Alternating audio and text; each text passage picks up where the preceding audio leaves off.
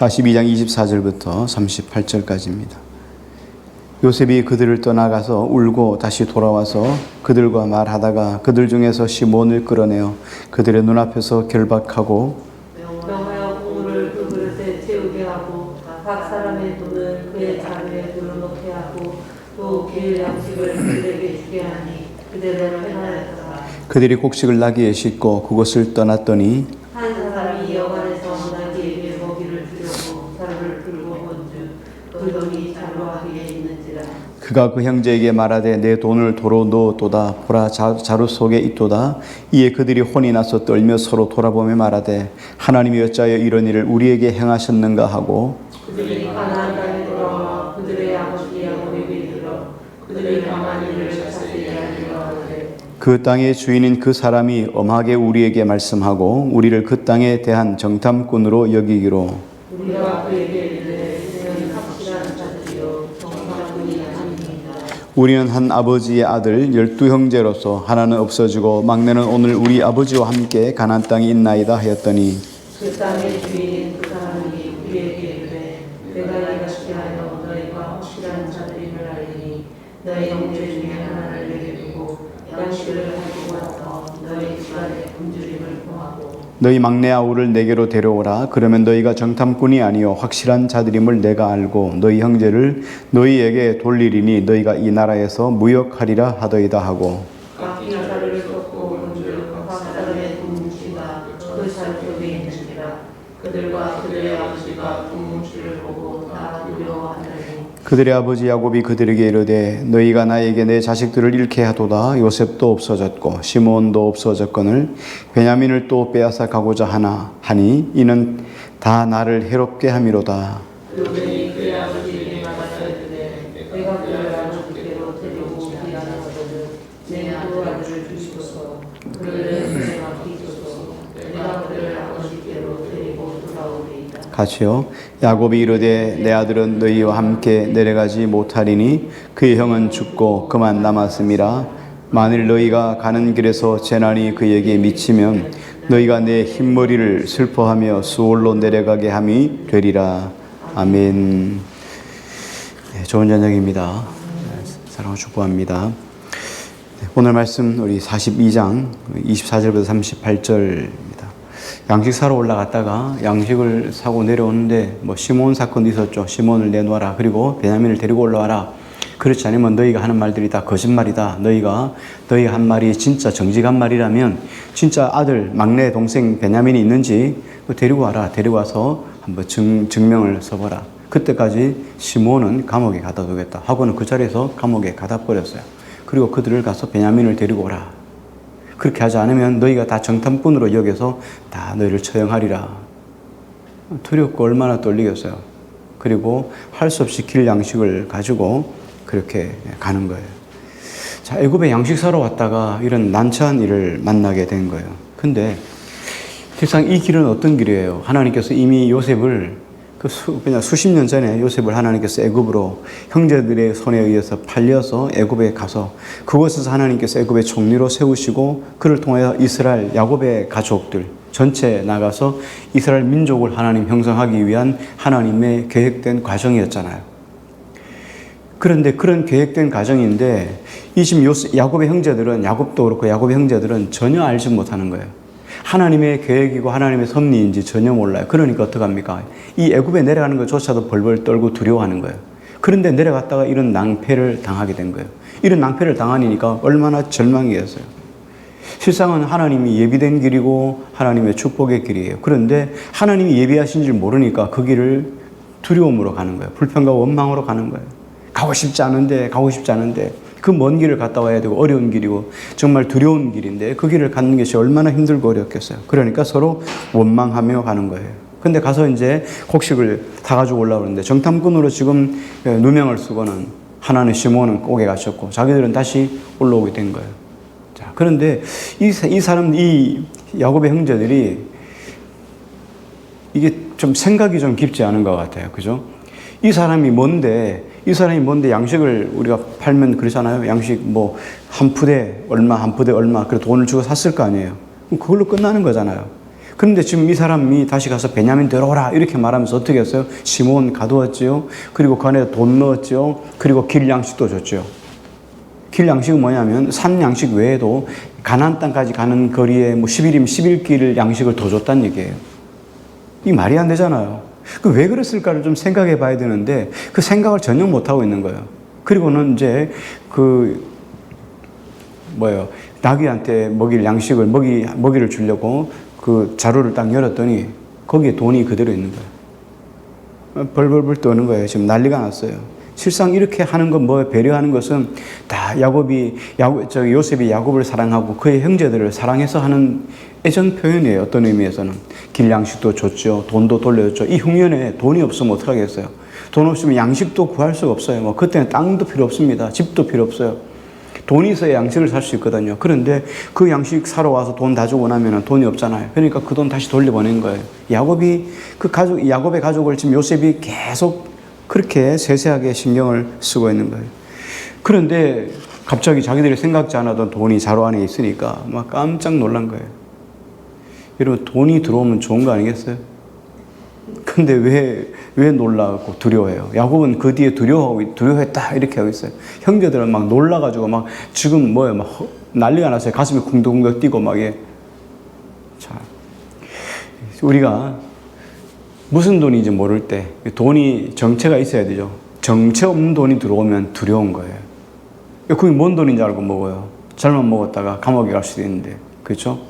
큰일 나는 거예요. 요즘 뭐 그렇잖아요. 옛날에는 뭐 잘 모르겠지만 요즘 송금 잘못하는 경우가 있잖아요. 송금 잘못하는 거에 그것도 하루에 뭐 1년에 수천억 된다고 그래요. 송금을 잘못할 수 있잖아요. 우리가 번호 하나를 바뀌어서 날려온다. 뭐 얼떨결에 하려도 뭐 그 잘못 송금할 수 있잖아요. 근데 그 송금은 엉뚱한 사람한테 돈이 갔을 거 아니에요. 엉뚱한 사람의 돈이 들어오면 그거 잘못 먹으면 그거 큰일 나잖아요. 구속되더라고요. 자, 근데 이 사람들 보니까 지금 자기가 생각지 못했던 돈이, 양식 샀던 그 돈이 그대로 있으니까 얼마나 놀랐겠어요. 그래서 자기들에게 지금 다시금 누명을 씌워서 그들로 하여금 잡아다가 오게 가두고 그들이 가지고 있던 모든 소유를 다 빼앗으려고 하는 줄 알았어요. 그러니까 이런 두려움이 있는 거예요. 야, 이제 이 사람이 이 돈을 집어넣고 우리에게 누명을 씌워가지고, 야, 너들 돈도 안 내놓고 그냥 도망쳤다. 이렇게 하면은 뭐 증거가 있습니까? 뭐 CCTV가 있어요, 그 당시에. 그러니까 그냥 걸려서 들어갈 수밖에 없는 거예요. 이렇게 끼면은 뭐 이렇게 되고, 뭐 코에 걸면 코골이, 귀에 걸면 귀걸이, 이런 상태는 애굽의 권력자 아니겠어요? 양식을 가진 사람이에요. 그러니까 얼마나 두려웠겠어요. 이게 왜 그러냐면 확신이 없기 때문이에요. 애굽에 내려가야 될 확신이 없는 거예요. 애굽에 하나님께서 예비된 길이다. 하나님께서 애굽에 가면은 하나님께서 양식을 너희를 위해서 예비해 놓았을 것이다. 이런 확신이 있으면은 그냥 두려움 없이 뭐 이런 일이 있어도 하나님께서 우리에게 예비하신 길이야 하고 확신 속에서 즐거움과 행복으로 갔다 올 거예요. 그런데 그런 일이 없는 거예요. 이렇게 예측할 수 없는 일이 갑자기 딱 일어나니까 우리로 말하면, 요즘 말로 말하면, 속된 말로 말하면 좀 멘붕이 온 거예요. 이게 뭐야 지금? 큰일 났단 말이죠. 요셉이 지금 악한 총리가 우리를 잡아 죽이려고 한다. 이렇게 이야기합니다. 그들이 왜 이렇게 두려워하고 있을까요? 하나님이 예비한 길인 줄 모르기 때문에 그런 거죠. 왜 하나님이 예비한 길인 줄 몰랐을까요? 이들이 하나님을 떠난 지 시간이 오래됐어요. 하나님을 떠난 지 오래됐다는 거예요. 이미 요셉을 애굽에 팔았을 때 그에는 하나님이 없었어요. 그러고 나서 수십 년이 지났는데도 여전히 하나님과 함께 하지 못했기 때문에 이것이 하나님의 뜻인지 아닌지조차도 몰라요. 그러니까 하나님을 떠나버렸으니까 하나님의 뜻을 어떻게 알 수 있겠고, 하나님께서 조명해 주신다는들, 하나님 말씀해 주신들 어떻게 그것을 알아차릴 수가 있겠어요. 그런데 요셉은 어떻습니까? 요셉은 뭐 일찍이 가나안 땅에 있을 때도 마찬가지였어요. 애굽에 팔려갔을 때도 마찬가지예요. 한 번도 하나님이 주신 꿈을 잃어버린 적이 없어요. 그러니까 형제들이 그 앞에 섰을 때 뭘 생각했어요? 야, 하나님의 계획이 정말 신묘막측하구나. 그래서 하나님 나에게 그 꿈, 하나님께서 11단이 자기에게 절하는 그 단. 야, 이걸 통해서 내가 하나님께서 우리 가정을 먹여 살리기 위해서 하나님 나를 이렇게 보내셨구나. 그리고 애굽에 흉년이 들게 하셨구나. 이 하나님의 계획이라는 걸 요셉은 더 확실하는 거예요. 이게 하나님을 붙잡고 살아가는 사람하고 하나님을 붙잡지 않고 살아가는 사람하고 차이점이에요. 우리가 세상 사람들은 뭐 비교할 이유도 없고 하나님을 믿어도 하나님의 확신 가운데 걸어가는 사람, 말씀 굳게 붙잡고 사는 사람 흔들리지 않아요. 잠시 뒤로 흔들릴 수 있겠지만 그냥 믿음으로 나가는 거예요. 그런데 하나님을 붙잡지 않으면 그냥 쓰러지고 넘어지고 쓰러지고 넘어지고 업다운이 계속되는 삶을 살아갈 수밖에 없는 거죠. 그래서 우리가 살아갈 동안에 내가 가는 길이 하나님이 붙잡아 주신 길이고 또 하나님이 나를 인도하시는 길이라는 확신 속에 살아가는 것이 정말 중요해요. 이런 바른 확신을 가지는 게 얼마나 우리 삶 속에 담대하게 세상을 살아가는 것인 줄 몰라요. 이것 붙잡을 수 있기를 먼저 주의 이름으로 축복합니다. 자, 그런데 오늘 이 아들들을 보면은 상당히 딜레마가 일어났어요. 야, 이거 보니까 29절 말씀 한번 같이 봅니다. 같이요. 시작. 그들이 가나안 땅에 들어와 그들의 아버지 야곱에게 이르러 그들이 가나안 일을 자세히 알려하되 여관에서 그 나귀에게 먹이를 주려고 하다 일어난 사건, 돈이 다시 그 안에 넣어졌던 사건을 너무너무 두렵고 충격을 받아들였어요. 그래서 이 일을 풀 수 있는 것은 아버지의 해안밖에 없어요. 그래서 아버지가 올라와서 그 일을 소상하게 이야기를 했어요. 자, 소상하게 이야기하는데 이 이야기는 이미 우리가 성경을 앞에서 읽어서 앞에 이 사건의 전개 내용을 다 알고 있어요. 그런데도 지금 어떻게 아들들이 야곱에게 이야기하면서 그 애굽에서 있었던 내용을 그냥 아버지 애굽에서 이런 일이 있었습니다 하고 그 내용들을 이야기하더라 이렇게 안 하고 하나하나 일어난 사건을 다시 리바이벌 해가지고 다시 처음부터 찬찬하게 다 기록하고 있다는 거예요. 왜 그랬을까요? 왜 그럴까요? 성경에서 앞에 있던 사건을 다시 반복해서 기록해 놓은 이유는 뭐예요? 성경에서 같은 것이 계속 여러 번 반복되는 것은 강조점이에요. 그리고 성경에 앞에 있는 사건을 다 알고 있음에도 불구하고 다시 또 성경이 기록한 이유는 이 사건에 초점을 맞추라는 거예요. 이 사건을 지금 주의해 보라 이 말이에요. 강조점을 두고 있는 거죠. 지금 그래서 그 이야기를 쭉 다시 설명하고 있어요. 우리는 다 알고 있음에도 불구하고 성경의 기자는 또 쓰고 있다는 거예요. 30절부터 35절을 우리 한 절씩 한번 교독할게요. 30절에 그 땅의 주인은 그 사람이 엄하게 우리에게 말씀하고 우리를 그 땅에 대한 정탐꾼으로 여기기로 우리가 그에게 이르되 우리는 확실한 자들이요 정탐꾼이 아니니이다. 우리는 한 아버지의 아들 12형제로서 하나는 없어지고 막내는 오늘 우리 아버지와 함께 가나안 땅에 있나이다 하였더니 그 땅의 주인인 그 사람이 우리에게 이르되 내가 이같이 하여 너희가 확실한 자들임을 알리니 너희 형제 중에 하나를 내게 두고 양식을 가지고 가서 너희 집안의 굶주림을 구하고 너희 막내 아우를 내게로 데려오라. 그러면 너희가 정탐꾼이 아니요 확실한 자들임을 내가 알고 너희 형제를 너희에게 돌리리니 너희가 이 나라에서 무역하리라 하더이다 하고 각기 자손을 쏟고 문즉 그 사람의 돈 뭉치가 전장 속에 있는지라 그들과 그들의 아버지가 돈 뭉치를 보고 다 두려워하더니 아멘. 자, 지금 성경의 저자가 앞에 있던 사건을 지금 그대로 다 한 번 더 다시 기록하고 있어요. 우린 다 알고 있는 내용이에요. 그런데도 성경이 기록하고 있다는 거예요. 지금 강조점이라 그랬죠. 앞에 지금 이 사건의 내용을 지금 유심히 보라는 거예요. 그럼 이 사건 속에서 강조하고 있는 건 뭐예요? 지금 야곱의 아들들이, 요셉의 형제들이 큰 딜레마에 빠진 거예요. 어떤 딜레마예요? 자신의 힘으로는 풀 수 없는 문제가 놓여 있는 거예요. 자, 애굽에 있는 총리인 요셉이 어떻게 했습니까? 동생 베냐민을 데려오라. 그런데 아버지는 절대 베냐민 내주지 않아요. 왜? 아버지가 정말 사랑했던 아들들이 둘이 있는데 특히 요셉을 사랑했어요. 근데 요셉은 죽었다고 생각해요. 그러니까 요셉 다음으로는 베냐민이에요. 이 베냐민을 어떻게 내줄 수 있겠어요? 근데 베냐민을 데리고 오지 않으면은 시므온 안 주겠다는 거예요. 그러니까 시므온은 안 데려가면, 베냐민이 안 데려가면 시므온은 죽게 돼 있어요. 그러니까 이런 막 큰 딜레마 속에 빠졌는데 이거 어떻게 진퇴양난인 거예요. 시므온을 데려올 수도 없고 베냐민을 데리고 내려갈 수도 없고 이거 지금 막 문제가 생각한 거예요. 그러니까 막 고민하고 서로 대화해요. 그런데 풀 수 없는 거예요. 이 문제를 어떻게 풀 수 있겠어요? 자, 그런데 풀 수 있는 방법이 딱 하나 있습니다. 방법이 없는 거 아니에요. 방법이 다 있습니다. 풀 수 있는 방법이 딱 하나인데 그건 뭡니까? 야곱의 아들들이 요셉 이야기를 야곱에게 다 이실직고 하는 거예요. 그러면 문제가 다 끝나요. 그런데 어떻게 합니까? 그런 이야기 하지 않죠. 하나님의 백성들이 죄를 지으면 하나님이 그 입으로 다 토해내게 하셔요. 그렇게 하지 않으면, 자기 입으로 토해내지 않으면 다른 사람을 통해서라도 하나님이 그 안에 있는 죄악을 토해내게 만들어요. 그래서 죄의 문제는 하나님께서 다 반드시 청산하고 가야 돼요. 왜냐하면 죄가 있으면, 너희 마음에 죄가 있으면 하나님이 기도를 듣지 않으잖아요.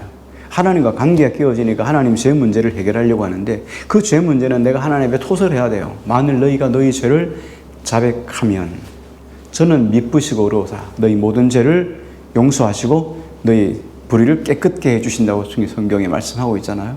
그러니까 자백하고 고백해야 돼요. 이런 과정을 겪어야 되는데, 그렇게 하지 않으니까 하나님 옆에 있는 사람을 통해서, 요셉을 통해서 막 그렇게 쪼으니까 지금 어떻게 했습니까? 와, 우리가 지금 큰 일 당한 거예요. 지금 앞에서 뭐라고 합니까? 하나는 없어지고.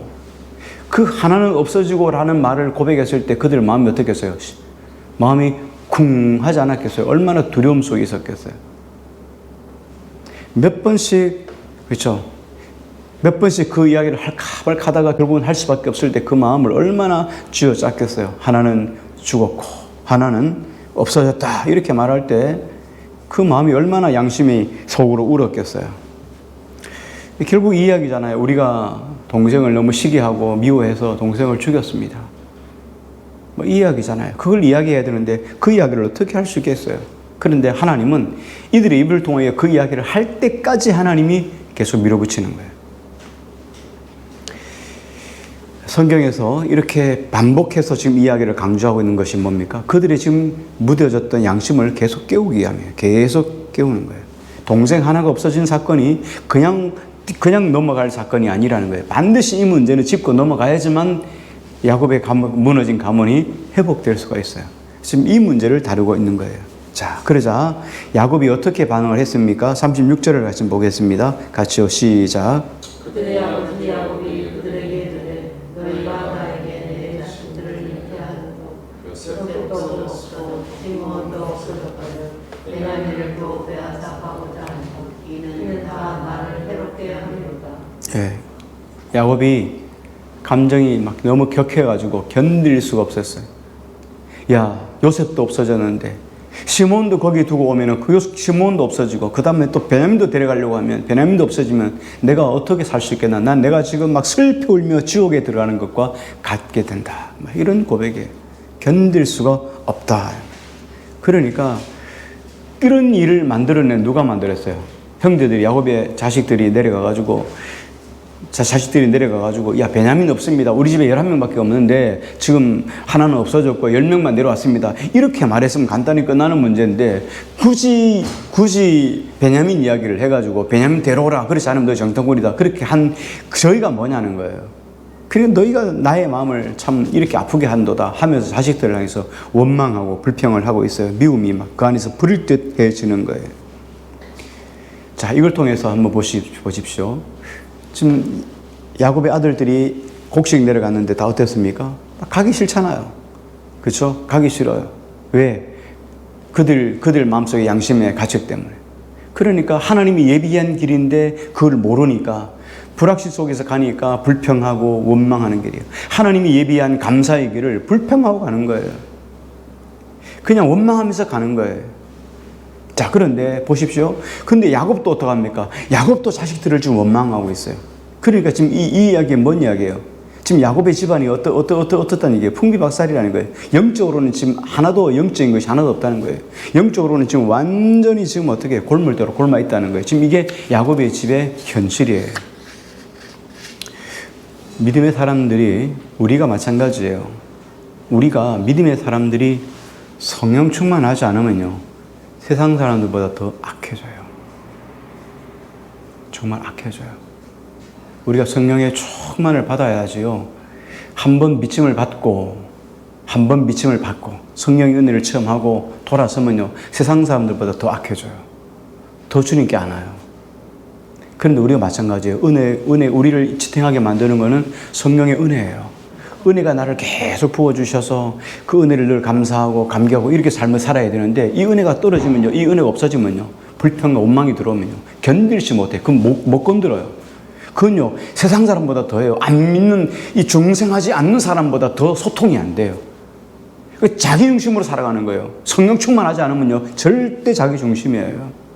다른 사람 배려할 수 없어요. 다른 사람 생각하지 않아요. 그러니까 그런 사람은 못 건드려요. 교회 안에서 그런 사람은 못 건드려요. 그러니까 성령 충만하지 않으면요, 세상 사람보다 더 악해지는 거예요. 지금 누구의 집이에요? 야곱이 지금 그러고 있어요. 37절을 한번 볼게요. 같이요. 시작. 그분이 그의 아버지에게 말하였는데 내가 그를 아버지께로 데리고 오지 아니하거든. 내 두 아들을 주시소서. 그를 내 손에 맡기소서. 내가 그를 아버지께로 데리고 돌아오리이다. 예. 장자였던 르벤이 무서운 말을 해요. 아버지한테 이렇게 해요. 아버지, 베냐민 주세요. 내가 데리고 내려갈게요. 대신에 만약에 내가 베냐민을 못 데리고 오면 아버지 내 손자, 내 손주들 둘 아버지한테 맡길 테니까 아버지 그들 둘 죽이세요. 이게 지금 믿음의 가정의 소리예요? 지금 이 집안이 지금 뭔지 몰라요. 막 각각 전부 다 자기 소견에 옳은 대로 하는데 막 칼이 막 난무하는 거예요. 막 총알이 막 팡팡팡 날아다니고 칼이 난무해요. 아버지 베냐민 못 데려오면 이 아들 둘 죽이세요. 아버지가 막 자식들 죽이라고 이야기를 하고 그 베냐민 끌고 가겠다고 이야기를 하고 지금 이게 무서운 집이에요. 정신이 나가도 한참 나간 거예요. 38절을 한번 같이 볼게요. 시작. 야곱이 이르되 내 아들은 너희와 함께 내려가지 못하리니 그의 영은 죽고 그만 남았으리라. 만일 너희가 하는 길에서 재난이 그에게 미치면 너희가 내 뒷머리를 슬퍼하며 수월로 내려가야 하리라. 예. 야곱이 이렇게 말합니다. 베냐민과 네 두 손자 비교할 수 없다는 거예요. 베냐민이 더 중요하다는 거예요. 자, 이런 말은 잘 안 하잖아요. 그렇죠? 야, 그렇게 마음 소진이 고맙다. 뭐 이렇게 나가는 게 정상이잖아요. 그런데 내 베냐민하고 두 아들을 바꿀 수 없어. 베냐민이 더 중요하다. 막 이렇게 이야기를 하는 거예요. 자, 우리가 여기에서 오늘 이제 결론을 갑니다. 신앙생활에서 가장 중요한 게 뭘까요? 신앙생활에서 정말 중요한 게 뭘까요?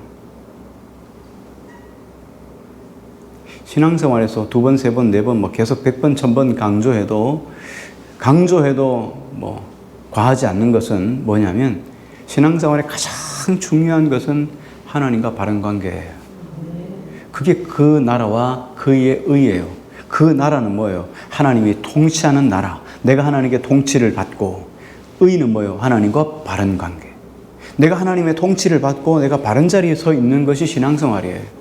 그러니까 신앙생활에서 가장 중요한 건 하나님과 바른 관계예요. 그런데 하나님께서 바른 관계를 맺으면 내가 하나님의 길을 걷게 되고, 내가 하나님의 길을 걸으면 그 안에서 확신 속에서 주님과 더불어 동행하는 삶을 가지는 거예요. 이게 안 되면 어떻게 해요? 이게 안 되면 우리 삶이 확신이 없는 삶을 살아가는 거예요. 확신이 없으니까 매 순간 어떻게 해요? 내 삶이 불안하고 원망스럽고 그러게 되는 거예요. 확신 속에 살아가면 어떻게 해요? 우리가 확신 속에 살아가는 것 중에 가장 성경에 여러 말씀이 있지만 그 중에 가장 우리가 잘 간단한 문제 한 가지만 이야기하면 하나님이 이렇게 말씀하시죠. 자, 공중나는 참새 한 마리도 하나님이 허락하지 않으면 떨어지지 않는다는 거예요. 자, 그러면 저도 차 타고 가다가 참새가 와가지고 창문에 박아가지고 막 어디로 갔는지 모르겠어요. 그런 게 있어요. 그 참새는 하나님이 그렇게 잡기로 작정했는 참새겠죠. 근데 너희는 이 참새들보다 귀하지 아니하냐. 우리가 하나님의 사람이에요. 하나님이 예수 그리스도를 이 땅에 보내주셔서 예수 그리스도로 피값으로 맞바꾼 사람이 저와 여러분이에요.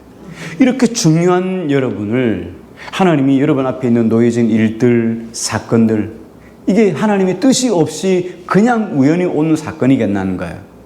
하나님의 뜻과 섭리가 다 있다는 거예요. 그러면 어떤 사건이든지 간에 하나님의 계획과 하나님의 섭리가 있음을 믿음으로 믿고 고백하고 하나님께 감사하고 하나님께 의뢰하면 되는 거예요. 근데 여기서 우리가 이런 것들 다 잊어버리니까 어떻게 합니까? 불안에 떨고 환경이 조금 나쁘면 원망하고 불평하고 이렇게 야곱처럼 인생이 이렇게 되는 거예요. 자, 그래서 하나님과 바른 관계를 회복하기 위해서는 어떻게 하면 될까요? 답은 너무 쉬워요. 그죠? 이게 사법고시가 아니니까 너무 쉬워요. 답은 뭐예요? 기도하는 거죠. 다른 방법이 없어요. 기도 외에는 이런 이유가 나갈 수 없어요. 기도 외에는 하나님과 바른 관계가 맺어질 수가 없어요. 기도는 뭐예요? 기도는 다시 하나님 말씀을 듣기 위한 마음의 준비예요. 내가 하나님 앞에 신뢰하지 못했던 것들을 하나님께 회개하고 다시금 하나님 앞에 시온의 대로가 열리기 위해서 기도하는 거예요. 기도하면 하나님 말씀이 들려지기 시작하고 그 말씀을 통해서 끝나는 거 아니에요. 그 말씀이 우리 안에 들어오면 그 말씀을 붙잡고 다시 내 삶 속에 적용하고 사는 거예요. 이게 하나님과 바른 관계예요. 그러니까 가장 중요한 것은 하나님과 바른 관계가 회복되기 위해서는 먼저 하나님 앞에 기도해야 된다는 거예요. 하나님, 우리 속에 말씀을 비추어 주십시오. 하나님의 선한 뜻을 밝히 알게 해 주십시오. 그리고 그 말씀이 들려오기 시작하면 내 삶 속에 적용하는 거예요. 하나님 앞에 매여 살아가면요, 하나님이 시마다 때마다 일마다 내가 말씀을 보고 그냥 말씀을 다 못 외워도 괜찮아요. 뭐 이거 어떻게 다 외울 수 있겠어요? 그런데도 하나님이 시마다 때마다 꼭 필요한 말씀이 기억나게 하셔요. 아니면 설교를 통해서도 하나님이 주시기도 하고 말이죠. 아니면 성경을 읽다가도 알기도 하고 책을 읽다가도 하나님이 주시기도 하고 하나님이 꼭 필요한 하나님 말씀을 우리 속에 반드시 주신다는 거예요. 그리고 그 말씀, 그렇게 말씀이 이렇구나 하고 내 삶 속에 적용해서 살면 되는 거예요. 그러면 문제가 간단한 거예요.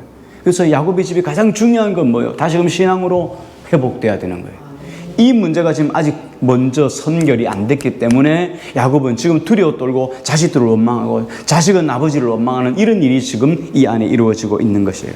그러면 가장 중요한 것, 믿음의 거룩한 확신, 오늘 이 믿음의 확신, 하나님과 바른 관계를 맺어가는 것, 이게 우리 삶 속에서 무엇보다 중요한 걸 꼭 기억하시고 하나님께서 이 관계를 잃어버리지 않게 늘 깨어서 기도하는 우리 모두가 되기를 주의 이름으로 축복합니다.